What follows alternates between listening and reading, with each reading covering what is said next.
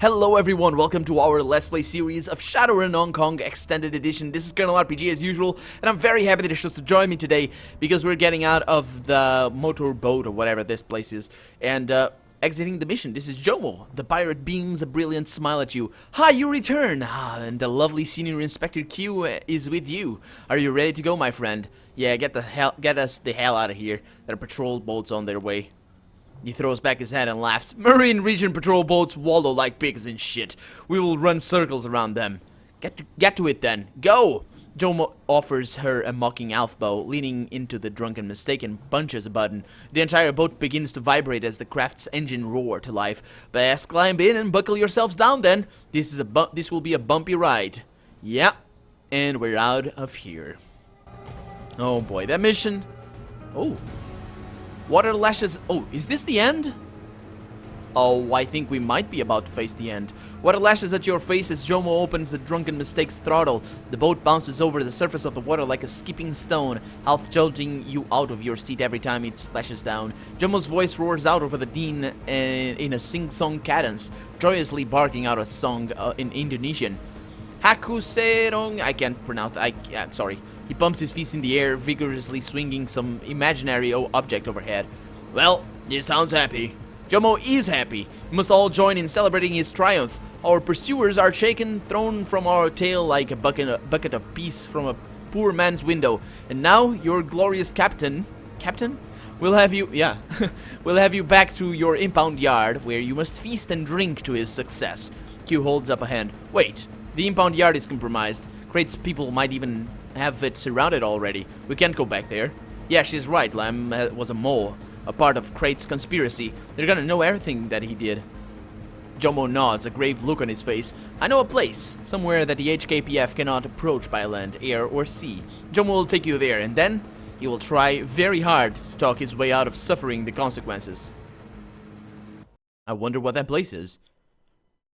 The Benteng. The motor of Jomo's boat churns through the open water, leaving a trail of frothy sea behind you as you sail steadily away from the Aberdeen docks and into international waters.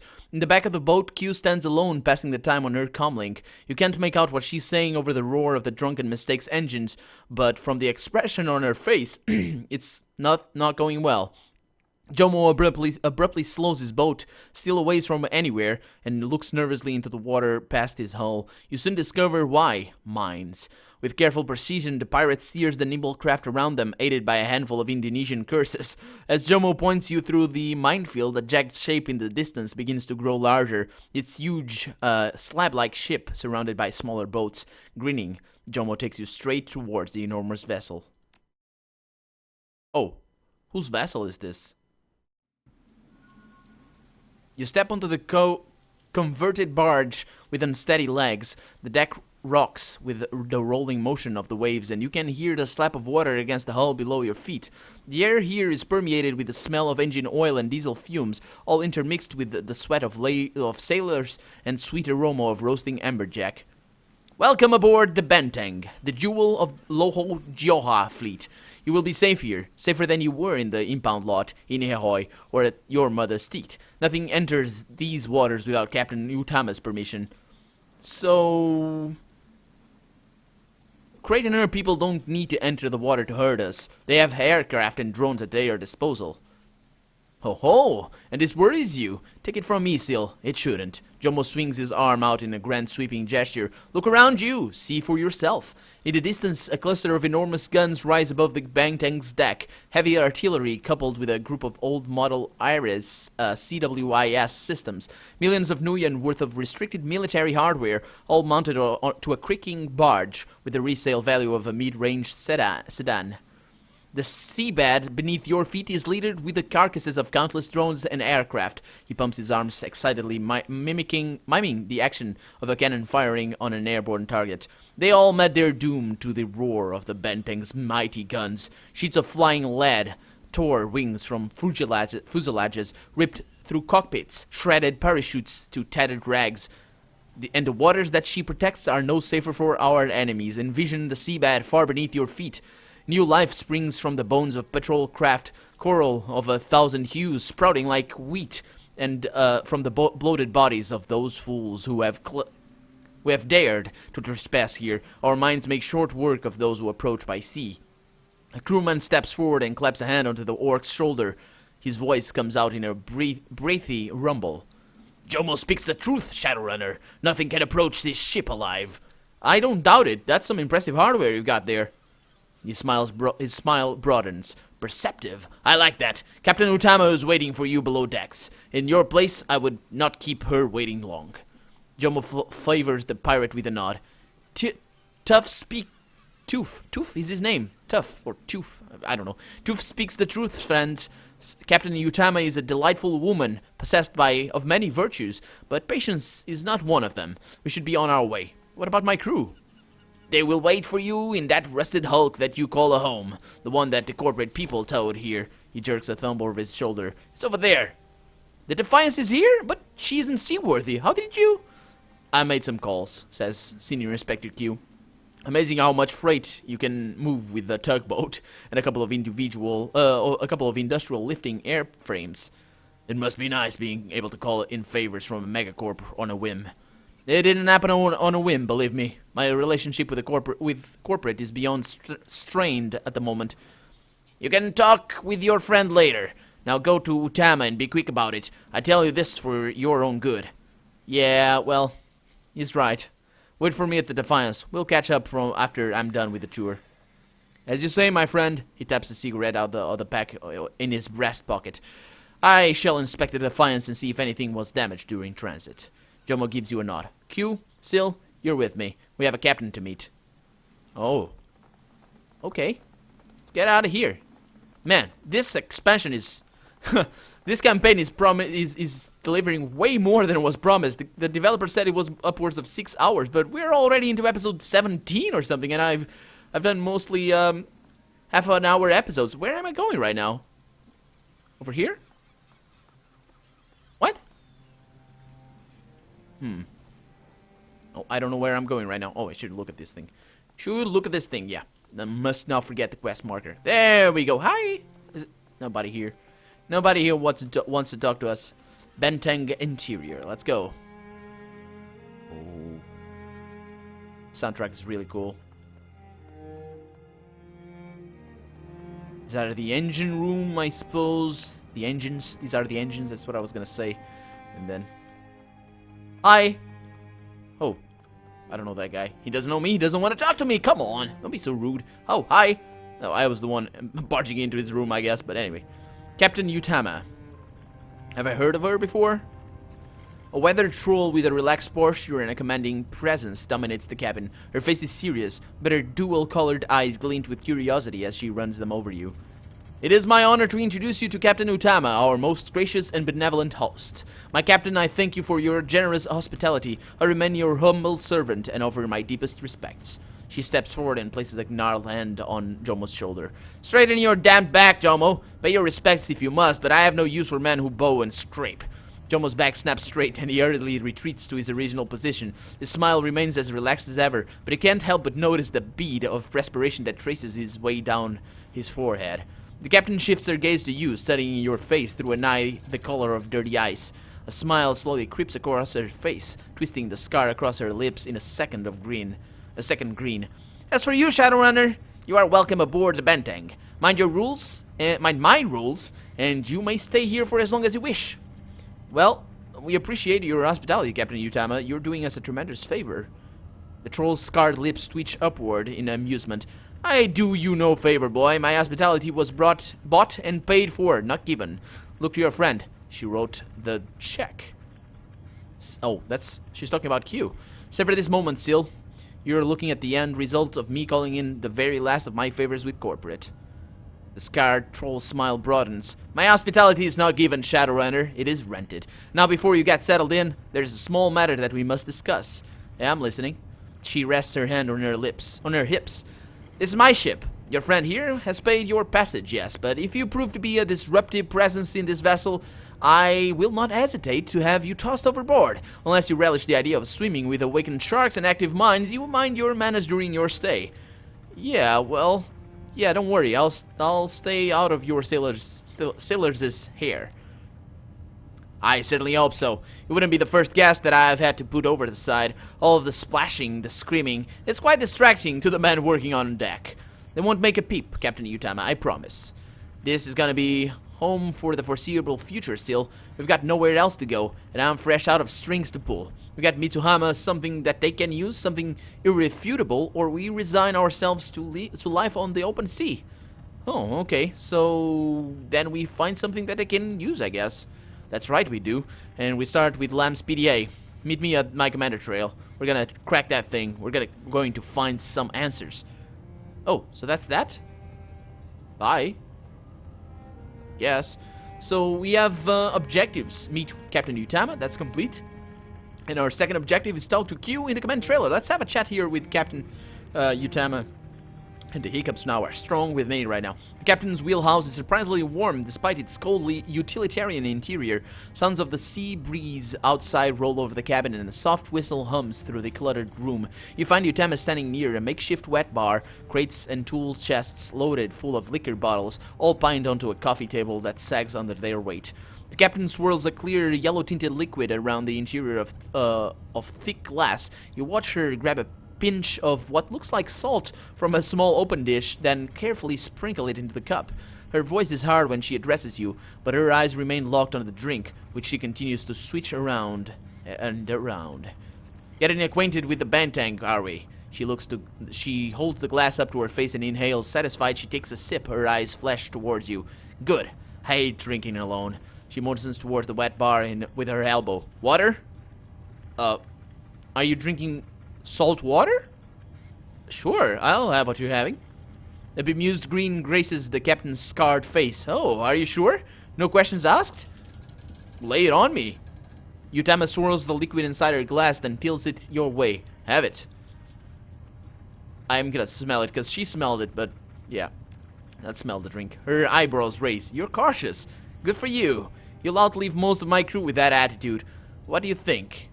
Guava juice. Judging by its light color and time of the year, I'm guessing that this is fresh pressed from a farming region not far from Hong Kong. I admit, Sil, I'm impressed. Utama claps a hand on your shoulder. You're correct, of course. I respect a man who knows his fruit. Serves as pirates well on the open sea. Scurvy is no joke. Yeah, I suppose. Yeah, it's probably true. She takes a slow sip of her drink. With a smack of her lips, she tilts her head towards you and stares at you through dual-colored eyes. So what brings you here? Something on your mind, Shadowrunner? Well, I came... I get the feeling that this question was intended as if I had left and came back here later. So, yeah, I want to comment on the game's tendency of having female NPCs. There's a lot of them in the main campaign, and we're finding a lot of them here as well. That'd be Q, that'd be her, that'd be there's a couple of yeah, well, actually I think it's evenly balanced at this point in time, to be honest, but in the main campaign it's not quite so. But anyway, what's it like to be a female pirate? Got its ups, got its downs. Many sailing men, captains and crews alike view us female seafarers with an especially critical eye. We have to prove we're worthy of our ranks. We're always at a disadvantage. The glare hits even me. Despite the fact that I'm one of the best damn sea captains to grace the ports of this sorry planet, I have to make a display of my power before I'm assumed to have it. On the other hand, and in that same vein, we're often underestimated, which can work to our advantage. I'll never demean myself to gain the upper hand, but I will use others' idiocy to get what I want. No shame in that. That's for sure. The captain flicks a piece of lint off her shirt. What's lint? Oh, it's... I don't know what lint is.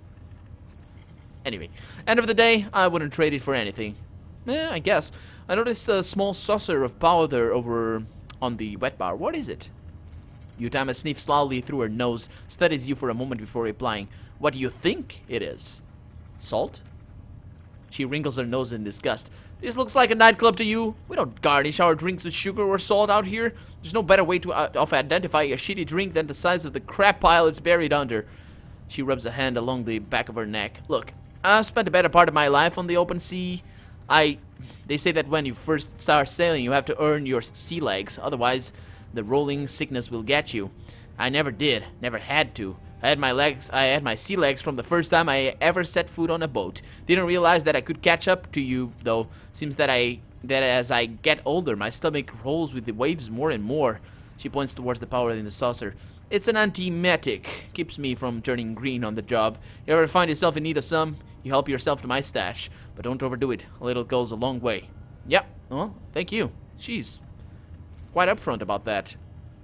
I don't think a captain that gets seasick would be much of a captain, but then again, what do I know? I never knew any captain, and the only boat that I've ever been in, it was a ferry boat in just a little river, and that's about it. Yeah, gotta go. Yeah, but I don't get seasick on boats, at least not on that ferry boat, and not on kayaks, and not on like those little paddly boats that you got in like little lagoons and stuff like that. Hey man, Andrei Lukyanov, what's your stuff? Racks of medical supplies and cyberware components line the walls of the room. Across from the doorway, the heavy-duty instruments are crammed together to conserve as much space as possible. Many of them look neglected, with a fine layer of dust and grime building on their tops. Others, however, look like they're used so regularly that they appear polished from all the handling.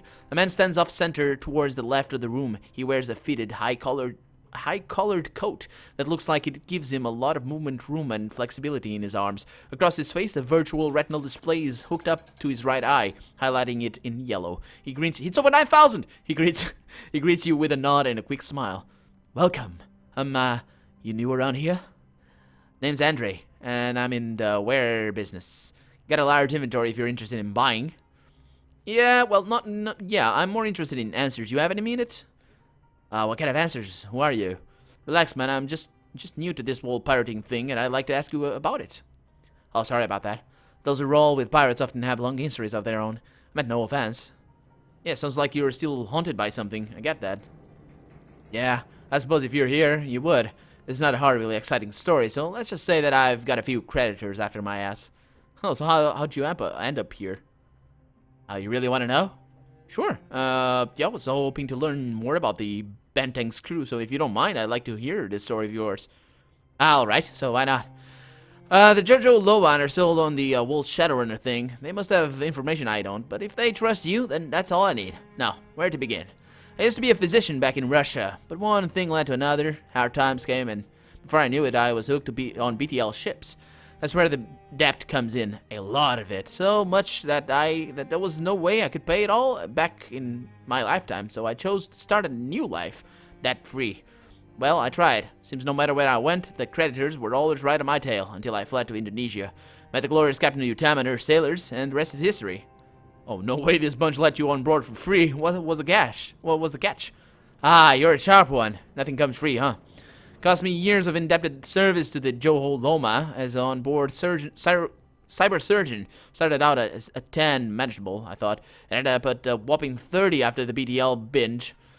Truth is, I might die after I even repay the captain, but let me tell you, it sure beats being adapted back in motherland. Got more here than I could ever hope for in my other life. Yeah, that was generous of them. Probably causes this crew a lot more trouble than you think.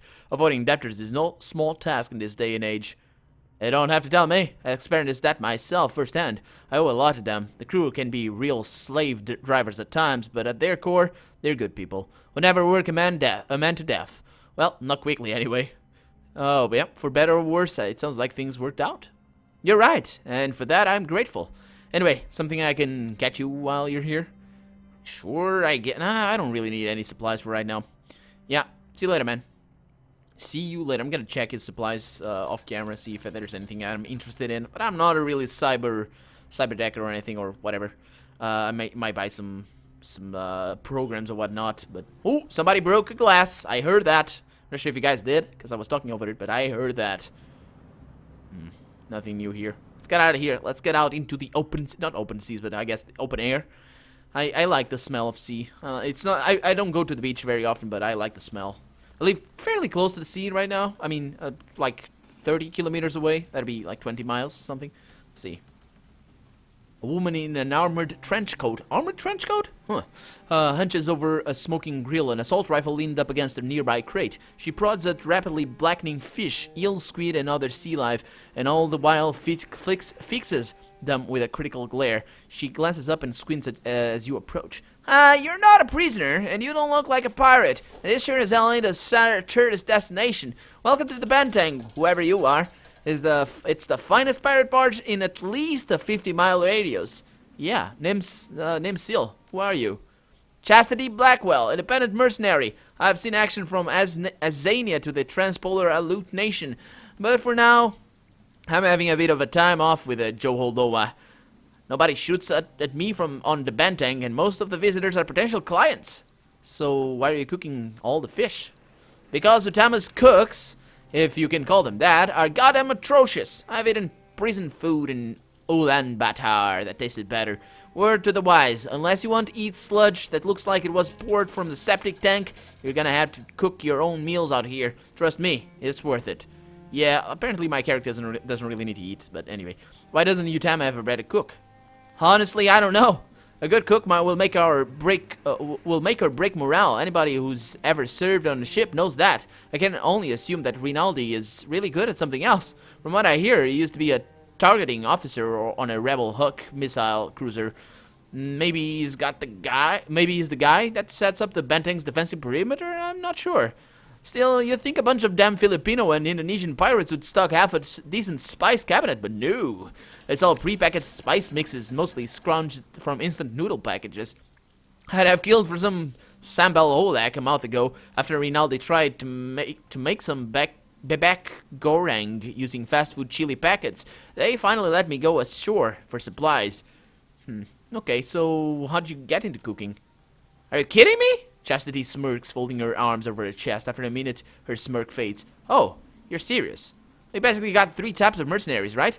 The first type are the ones who work for big outfits like MET 2000, Brightblade, Tsunami, or whatever. They're not much different from corporate armies in a lot of ways. They got tons of support and finances, so everywhere they go, they build bases with mess halls, barracks, and the works.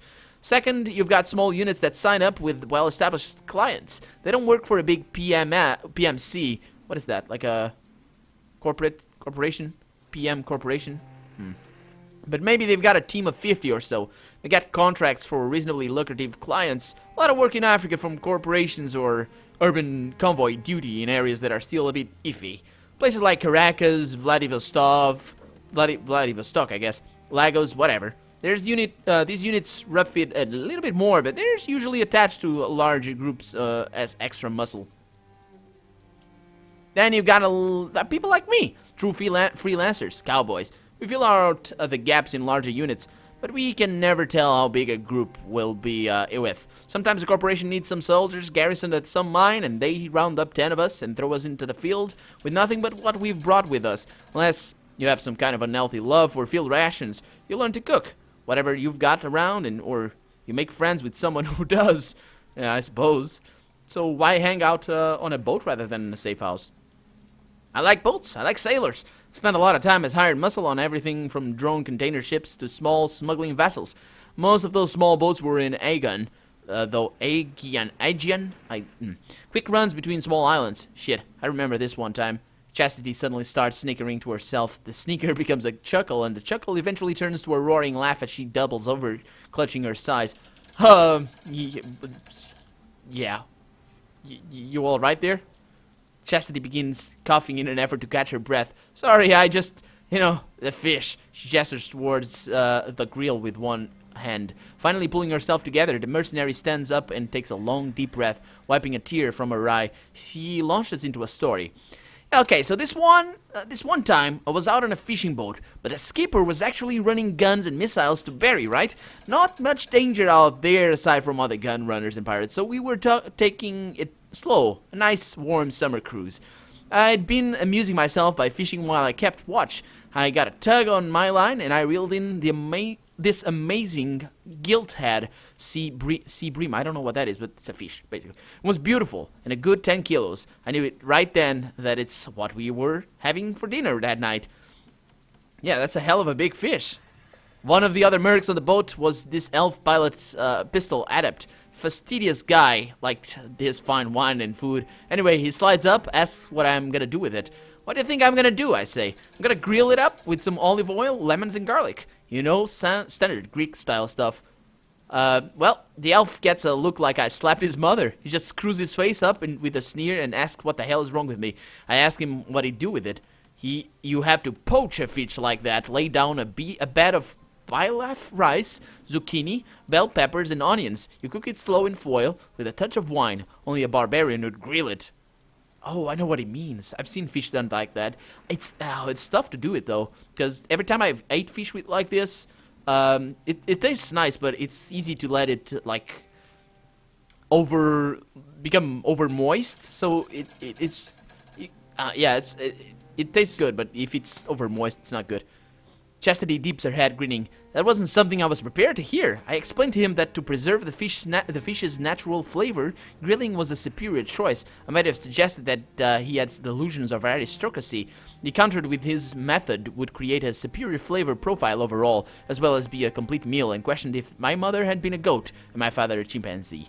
That went on until he had his Colt Manhunter's barrel halfway down my mouth and my combat knife was pressing against his trachea.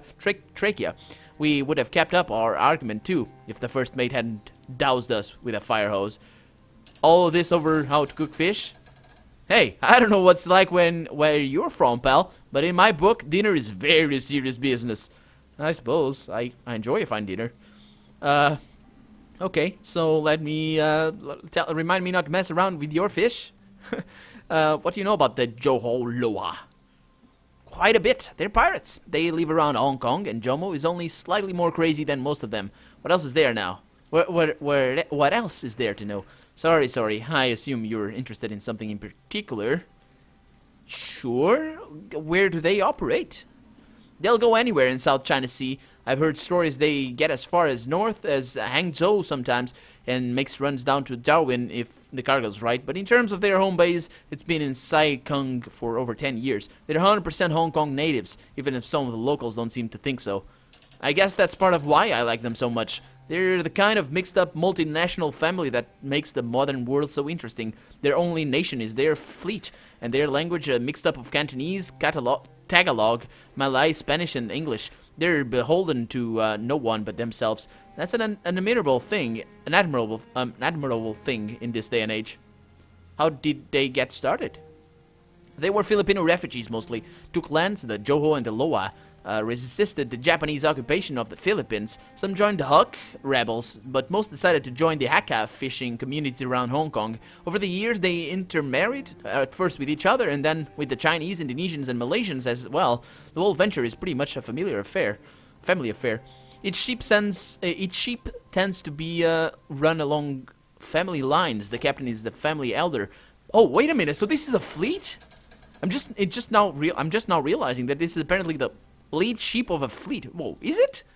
A fleet of pirates, I suppose. Well, yeah, interesting. The captain is the family elder, backed up by their spouse as first mate. The eldest child, sometimes sibling, is the bosun. And kids are the deckhands. It seems to work out well. It's basically just a family business, and the fleets of ships are extended family. Chastity gestures towards the expanse of the Banteng, smiling crookedly. Because of that, they're united, but independent. For example, the Banteng isn't just Utama's ship. It's her family, her house, her business, and her legacy to pass on to her children. That's part of why they don't like to stand-up fight. They don't like stand-up fights as much as hit and run jobs. Nobody wants to get their family killed. Huh. So what's a pirate's life like? Why are you asking me, and not Jomo? You know him better than you know me, and I only know what I see from the outside. I mean, I guess I know more about them than most people. Okay, well, I guess the first thing to know is that it's not too glamorous. Most of Jomo Loa ships are living hand to mouth. I don't have any savings and can find themselves stranded if something breaks down at sea. It's mostly a lot of sailing around, bribing harbor masters and find out what ships are carrying the good stuff and then running off to steal it all. Some pirates show up with big guns. This family would rather do it with a fast hit and run. Sure, they've got big guns, but they'll only use them if they have to. Ammo costs money, you know. Yeah, it does, especially for big ordnance like this one. So, see you later, Chastity. She kind of reminds me, it's her Barrett though. She kind of reminds me of, Damsel from Vampire Bloodlines. Chastity, no, that wouldn't be, yeah, probably not inspired at all. But anyway, I think we are about at the end of this episode. We got a big ship to explore, apparently. We got a Nork here. That'd be a friendly orc. And we got Officer Hui. Oh, I remember this guy. Oh, is he friendly to Q? That's interesting. But anyway, for now, I'm Colonel RPG, and this has been Shadowrun Hong Kong Extended Edition. I really hope you've enjoyed it, and if you did, go ahead and leave a comment, like the video, but above all, thank you so much for watching, and I hope I'll see you next episode. Bye-bye.